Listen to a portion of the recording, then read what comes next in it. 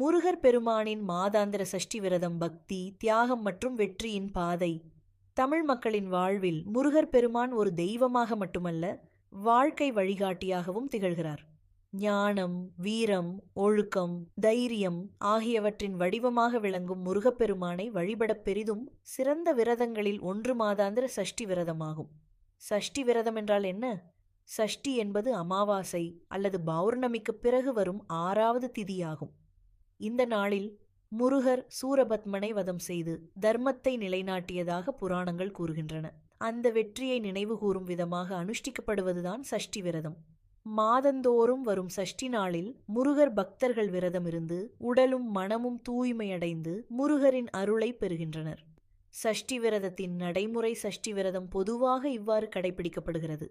அதிகாலை எழுந்து நீராடி தூய்மையடைதல், முருகர் படத்தை அல்லது வேலினை வைத்து வழிபாடு, கந்த சஷ்டி கவசம், சுப்பிரமணிய போஜங்கம் போன்ற பாடல்கள், பாராயணம், உபவாசம் அல்லது எளிய சத்துவ உணவு, தீய எண்ணங்களை விட்டு பொறுமை, அன்பு, கட்டுப்பாடு ஆகியவற்றை கடைபிடித்தல். சிலர் முழுநாள் உண்ணாவிரதமாகவும் சிலர் பால், பழம், பன்னீர் போன்ற உணவுகளோடு விரதம் மேற்கொள்கின்றனர். சஷ்டி விரதத்தின் ஆன்மீக சிறப்பு. சஷ்டி விரதம் வெறும் உடல் தவம் அல்ல, அது ஒரு மனப்பயிற்சி. இந்த விரதத்தின் மூலம் மனக்குழப்பம் நீங்குகிறது, எதிர்மறை சக்திகள் விலகுகின்றன, தைரியம், தன்னம்பிக்கை அதிகரிக்கிறது, கெட்ட பழக்கங்கள் குறைகின்றன, ஞானமும் விவேகமும் வளர்கின்றன. முருகர் ஞான குரு என்பதால் சஷ்டி விரதம் அனுஷ்டிப்பவர்களுக்கு சரியான வழிகாட்டும் அருள் கிடைக்கும் என்பது பக்தர்களின் நம்பிக்கை. வாழ்க்கையில் கிடைக்கும் பலன்கள். மாதாந்திர சஷ்டி விரதத்தை நியமமாக கடைபிடிப்பதால் தொழில், கல்வி, வேலைவாய்ப்பில் தடைகள் நீங்கும், கடன், மன அழுத்தம் போன்ற பிரச்சனைகள் குறையும், குடும்ப ஒற்றுமை அதிகரிக்கும், நோய்கள் நீங்கி உடல் ஆரோக்கியம் மேம்படும், எதிரிகளின் தீய எண்ணங்கள் பலவீனம் அடையும். சஷ்டி கவசம் சொல்லுவார், சூரபத்மன் சாவதில்லை என்ற பழமொழியே இதன் சக்தியை உணர்த்துகிறது. முடிவுரை. முருகர் பெருமானின் மாதாந்திர சஷ்டி விரதம் மனிதனின் அகத்தையும் புறத்தையும் தூய்மைப்படுத்தும் ஒரு உயரிய ஆன்மீக சாதனையாகும். இந்த விரதம் மூலம் நாம் முருகரின் அருளை பெறுவதோடு நம் வாழ்க்கையையும் ஒழுங்கு, தைரியம், ஞானம் நிறைந்ததாக மாற்றிக்கொள்ள முடியும்.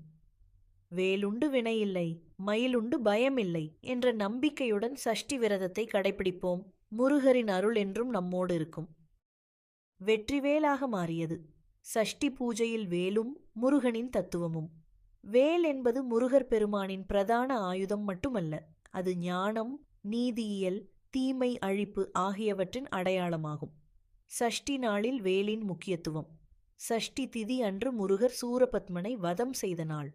அந்த வெற்றியின் மூல சக்தி வேலாயுதம் வெற்றி வேலாக மாறியது. ஆகவே சஷ்டி பூஜையில் முருகரை விட வேல் வழிபாடு மிகவும் சிறப்பாக கருதப்படுகிறது. வேல் குறிக்கும் ஆன்மீக அர்த்தம். அறியாமையை கிழிக்கும் ஞானம், கர்ம வினைகளை அறுக்கும் சக்தி, பயம், நோய், எதிர்மறை எண்ணங்களை அகற்றுதல். சஷ்டி பூஜையில் வேல் வைத்து வழிபடுவதால் கிடைக்கும் பலன். மன தைரியம் அதிகரிக்கும், எதிரிகள், தடைகள் விலகும், கல்வி, வேலை, தொழிலில் வெற்றி, குழந்தை பாக்கியம், குடும்ப அமைதி, தீய சக்திகளிலிருந்து பாதுகாப்பு கிடைக்கும். எளிய வேல் வழிபாடு. சஷ்டி நாள் மஞ்சள் குத்திய வேல் அல்லது வேல் படம், செவ்வந்தி / அரளி மலர், ஓம் சரவணபவ் அல்லது வேலுண்டு வினையில்லை 108 முறை ஜபம் செய்தால் முருகனின் அருளை முழுமையாக பெற்று வேலின் அருளையும் முழுமையாக பெற்று வாழ்க்கையில் வெற்றி பெற முடியும். கந்த சஷ்டி கவசம் முழுமையான விளக்கம். ஆன்மீக அர்த்தத்துடன். கந்த சஷ்டி கவசம் முருகர் அருளால் பாதுகாப்பும் வெற்றியும்.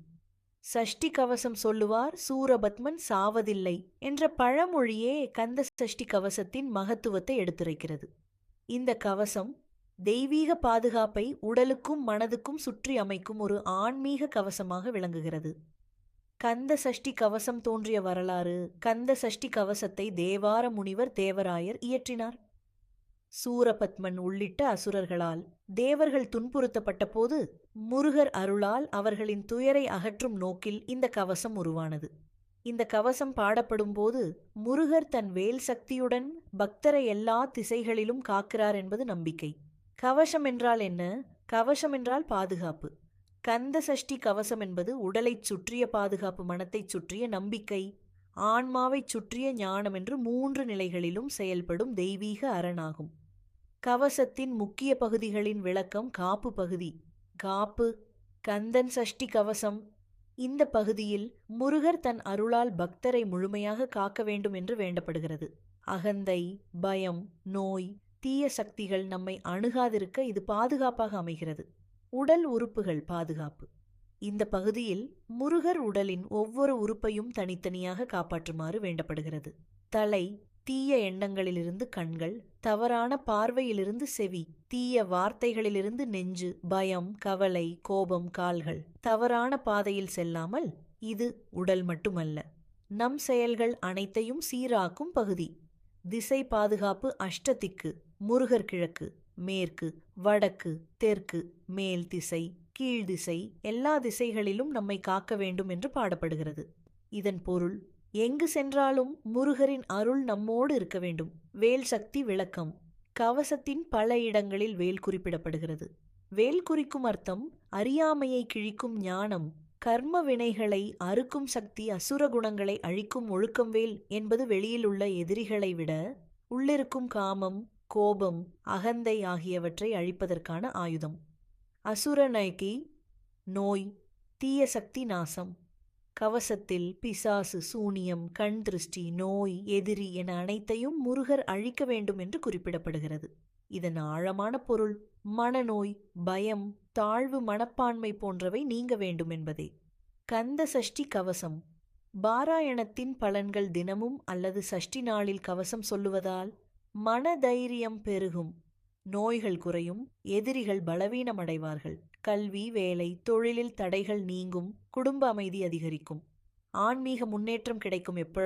எப்படி சொல்ல வேண்டும்? காலை அல்லது மாலை நேரம், செவ்வாய், சஷ்டி, கிருத்திகை நாட்கள் மிகச் சிறப்பு. முடிந்தால் விரதத்துடன், தூய மனதுடன், முழு நம்பிக்கையுடன் முருகனை வேண்டிக் கொள்ளுங்கள். கந்த சஷ்டி கவசம் என்பது ஒரு பாடல் மட்டுமல்ல, அது முருகரின் அருளை உடலோடு பூசிக்கொள்வது போன்றது. வேலுண்டு வினையில்லை, மயிலுண்டு பயமில்லை என்ற நம்பிக்கையுடன் கவசத்தை பாராயணம் செய்தால் முருகர் நிச்சயம் வாழ்க்கையை நேர்மறை பாதையில் நடத்துவார். முருகனுக்கு ஆரோகரா, கந்தனுக்கு ஆரோகரா. எனக்கு சேனலில் வரும் ஆன்மீக தகவல்கள், கதைகள் பிடித்திருந்தால் எனக்கு சப்போர்ட் பண்ணுங்க ஃப்ரெண்ட்ஸ். வாழ்க வளமுடன்.